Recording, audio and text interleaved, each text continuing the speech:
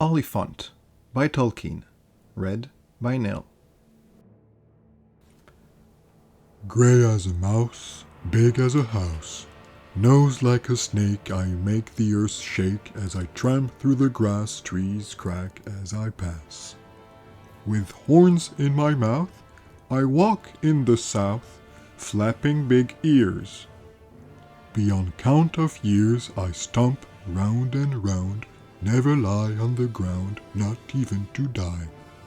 Oliphaunt am I, biggest of all, huge, old, and tall. If ever you'd meet me, you wouldn't forget me. If you never do, you won't think I'm true. But old Oliphaunt am I, and I never lie.